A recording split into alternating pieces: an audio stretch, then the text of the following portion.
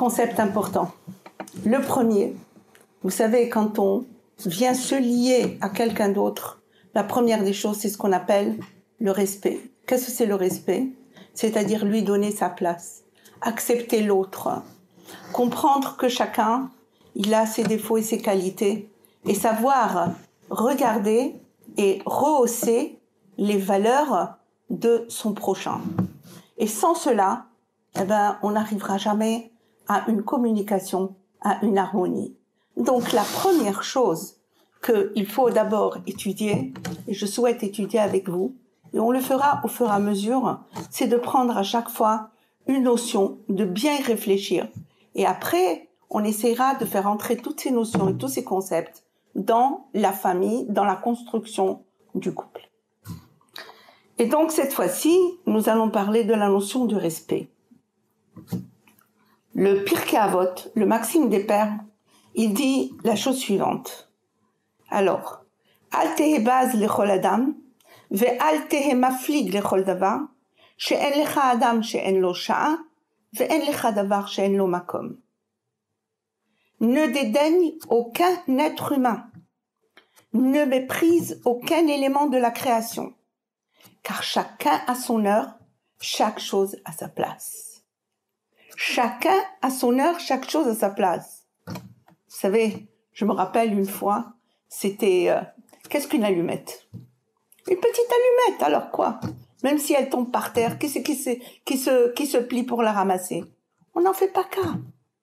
Alors, c'était pendant la guerre de Milchemet Yom Kippourim. Je me trouvais à Jérusalem avec un bébé et c'était la nuit. On nous avait coupé l'électricité. On n'avait pas le droit d'allumer. Et puis voilà, il fallait chauffer le biberon du petit. Et j'ai cherché une allumette.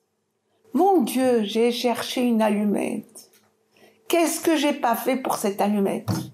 Et je trouvais pas. J'avais pas pour allumer là, j'avais rien. Il fallait que je trouve mes allumettes. C'est 2h du matin, je vais pas aller taper chez la voisine pour demander une allumette. J'ai dû rester toute la nuit. J'ai essayé de lui donner à froid. J'ai essayé, je sais pas, je savais pas quoi faire.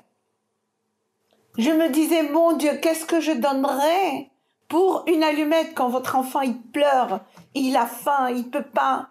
J'ai dû attendre jusqu'à 6h du matin que j'ai couru à la voisine, je t'en supplie, une allumette. Alors j'ai compris ce que le Pirkei Avot nous apprend. Ne dédaigne aucune chose, chaque chose, elle a sa place. Et comment chaque chose, elle peut, quand elle a, c'est-à-dire quand c'est le moment même, combien elle peut être chère, combien elle peut nous rendre service, alors que d'habitude, on ne fait même pas attention. Et là, ça me rappelle une histoire. Une histoire que j'ai connue de près. Il y a une question de 20 ans, 25 ans.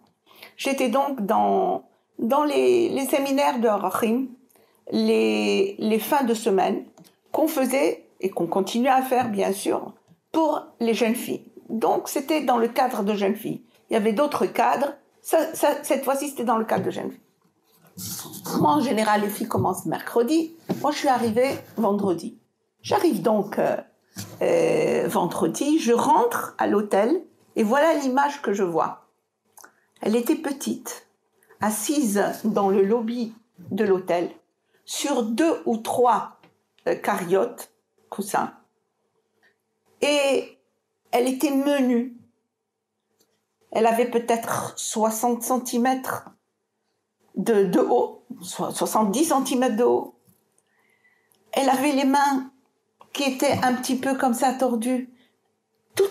C'était vraiment une image qui était très choquante, bien sûr que je me suis retenue. Je l'ai regardée. Elle avait un visage d'ange, un visage d'une jeune fille de 17 ans. Parce que Lior avait 17 ans. Je lui ai posé justement la question. Je lui ai dit, comment tu t'appelles? Elle me dit, Lior. T'es intelligente et t'es sage. Ses parents, qui sont très très loin de toute notion de religion ou de quoi, ils ont dit peut-être ça va lui faire un petit peu de bien. On va l'envoyer dans un week-end comme ça. C'est comme ça qu'elle est arrivée. Et elle ne ratait aucun cours. Mais alors, aucun cours. Les filles étaient très dévouées pour elle. Par exemple, le matin, il fallait la soulever jusqu'au lavabo pour qu'elle fasse sa toilette. Dans le réfectoire, il fallait 3 ou 4 chaises pour s'asseoir, pour qu'elle puisse manger comme un oiseau, à une petite cuillère. On avait fait une petite balade dehors, les filles l'ont portée dans leurs bras parce qu'elles n'arrivaient pas à marcher au rythme de tout le monde. C'était Lior. Elle ne ratait aucune conférence. Elle était la première, toujours en première ligne, et je la revois encore avec des yeux tellement profonds. Ma mâche, elle avalait chaque mot qui a été dit. Motza et Shabbat arrive donc samedi soir. En général, on fait un symposium. On demande à toutes les filles de raconter ce qu'elles ont passé, etc., leurs résolutions pour l'avenir. Bon, on donne la parole donc aux filles. Et c'est comme ça que ce symposium, je le dirigeais et j'appelais les filles au fur et à mesure. Et cette fois-ci, j'ai appelé Lior. J'ai dit alors Lior, on va te mettre une place à côté de moi. On lui a rangé 2-3 chaises pour qu'elle puisse s'asseoir. Et on va t'écouter. Dis-nous qu'est-ce que ça t'a fait ce séjour. Écoutez, je me rappellerai toujours de ces paroles. Qu'est-ce qu'elle a dit? Elle a dit, jusqu'à ce séminaire, je ne me regardais jamais dans un miroir. Je ne pouvais pas, je n'étais pas capable. Tous les soirs, je mouillais mon oreiller de pleurs et de larmes, pleurant sur mon sort. J'étais triste. Je ne savais pas où était ma place. Qu'est-ce que je faisais? Quand je suis venue, j'ai vu que toutes les filles, elles rentraient chez le Rav, elles demandaient des conseils. J'ai dit, ben moi aussi. J'ai attendu mon tour et je suis rentrée. J'ai posé la question.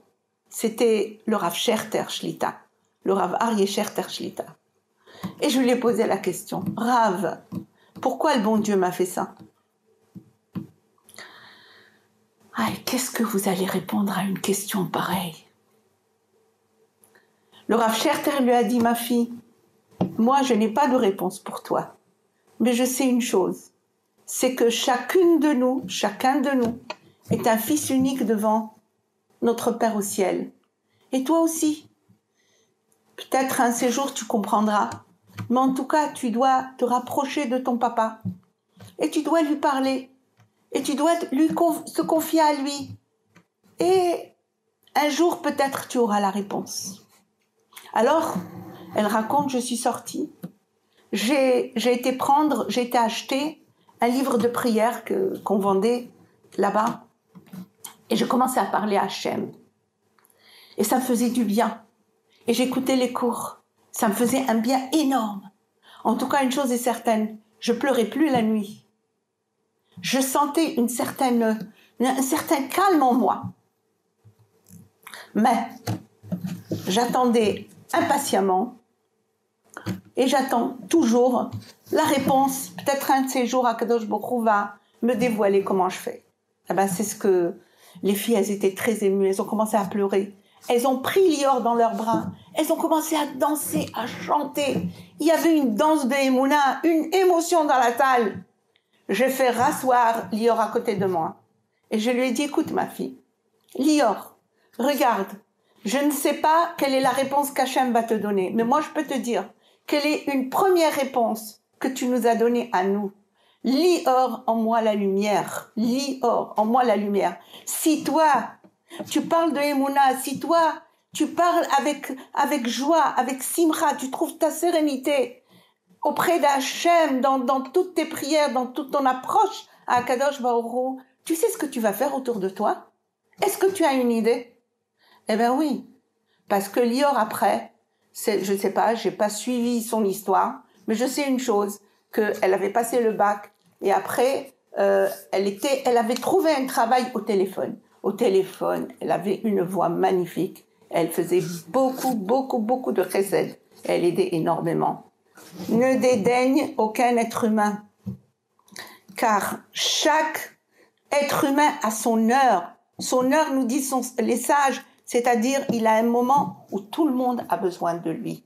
Voilà une leçon, mes filles. qu'on doit retenir, parce que lorsqu'on va aborder notre couple, on va se trouver devant des choses qui peut-être vont nous frustrer, qui peut-être vont nous déranger, mais on va se rappeler de Lior, on va se rappeler de ce principe que nos Pirkei Avot nous enseignent. Ne dédaigne aucun être humain. Chaque être humain, il a son heure. Chaque chose, elle a sa place. Rien n'est au hasard. Tout est calculé. Merci.